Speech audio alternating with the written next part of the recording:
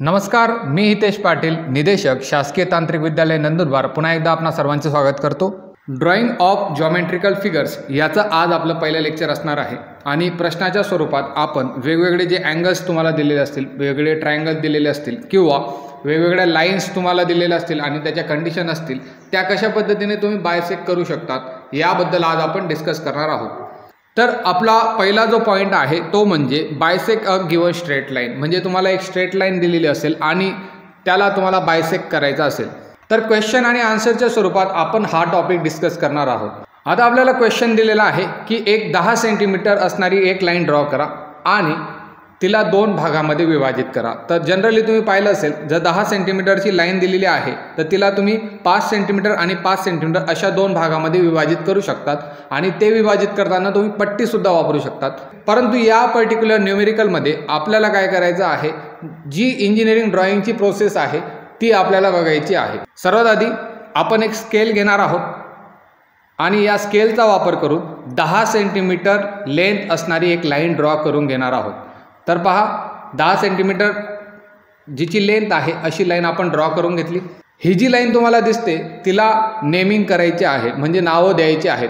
तर पहिला जो पॉईंट असणार आहे तो तुमचा ए पॉईंट असणार आहे आणि दुसरा जो पॉईंट असणार आहे तो तुमचा बी पॉईंट असणार आहे. आणि A B he G line तुमची बनलेली आहे तिची जी लेंथ असणार आहे ती 10 सेंटीमीटर असणार आहे. आता पुढच्या स्टेपमध्ये काय करायचं आहे, तुम्हाला कंपास घ्यायची आहे आणि कंपासचं एक टोक जे असणार आहे, जे अनुकुचीदार टोक आहे, ते ए या पॉईंटवर ठेवायचं आहे. ए या पॉईंटवर ठेवल्यानंतर तुम्हाला जी लाईन दिसते तिच्या निम्म्यापेक्षा जास्त अंतर तुम्हाला कंपासमध्ये सेट करायचं आहे. निम्म्यापेक्षा जास्त अंतर का सेट केलं याचं कारण सांगतो. जर निम्म्यापेक्षा कमी अंतर जर तुम्ही सेट केलं तर तुमचे कंस एकमेकांना छेदणार नाहीत. हे जे कंस आहेत ते एकमेकांना छेदायला हवेत यासाठी आपण निम्म्यापेक्षा जास्त अंतर हे कंपासमध्ये सेट केलेलं आहे. निम्म्यापेक्षा जास्त अंतर सेट केल्यानंतर लाईनच्या वरच्या साईडला एक कंस ड्रॉ करायचा आहे, तसेच लाईनच्या खालच्या साईडला एक कंस ड्रॉ करायचा आहे. तुम्हाला दिसत असतील स्क्रीनवर येलो कलरने मी ते कंस ड्रॉ केलेले आहेत. आणि हे कंस ड्रॉ करताना तुम्ही कंटिन्युअस थिन लाईनचा वापर करायचा आहे. कंटिन्युअस थिन लाईनबद्दल मी पॅटर्न ऑफ लाईन्समध्ये तुम्हाला शिकवलेलंच होतं. त्यानंतर कंपास ए पॉईंटवरून मूव्ह करून आधी जे अंतर घेतलेलं होतं तेवढंच अंतर तुम्हाला कंपासमध्ये ठेवायचं आहे, ते कॉन्स्टंट राहणार आहे.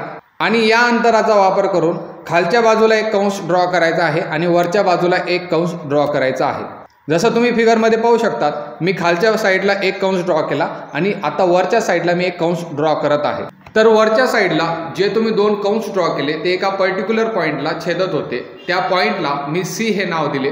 आणि खालच्या साईडला हे कंस एका पॉईंटवर छेदत होते, त्यांना मी डी हे नाव दिले. त्यानंतर स्केलचा वापर करून आपण सी आणि डी हे दोन्ही पॉईंट जोडून घेऊ. सी आणि डी हे पॉईंट जोडताना जी तुम्ही लाईन ड्रॉ करणार आहात ती सुद्धा तुमची कंटिन्युअस थिन लाईन असणार आहे. आता तुम्ही स्क्रीनवर पाहू शकता, सी आणि डी मधून जाणारी एक ग्रीन कलरची लाईन आपण ड्रॉ केलेली आहे. ही जी आपण ग्रीन कलरची लाईन काढलेली होती ती ए बी या रेषाखंडाला एका पॉईंटमध्ये छेदते. त्या पॉईंटला ओ आपण नाव दिलं आणि हा जो तुमचा ओ पॉईंट आहे तो ए बी या रेषेचा मध्यबिंदू असणार आहे. तर मध्यबिंदू बरोबर आला की नाही ते आपण चेक केलं. तर ते चेक कशा पद्धतीने करायचं आहे, तर तुम्ही स्केल लावून पहा. आपला 10 सेंटीमीटरचा रेषाखंड होता, तर 10 सेंटीमीटरला 2 पार्टमध्ये जर तुम्ही विभाजित केलं, जो तुमचे 2 पार्ट बनणार आहेत ते 5-5 सेंटीमीटरचे बनणार आहेत. मी पट्टी ठेवली तर तुम्हाला दिसत असेल की दोन्ही जे पार्ट बनले ते 5-5 सेंटीमीटरचे तुम्हाला स्क्रीनवर दिसत असेल. तर अशा पद्धतीने आर्कचा वापर करून आपण कोणत्याही लाईनला 2 इक्वल पार्ट्समध्ये डिवाइड करू शकतो.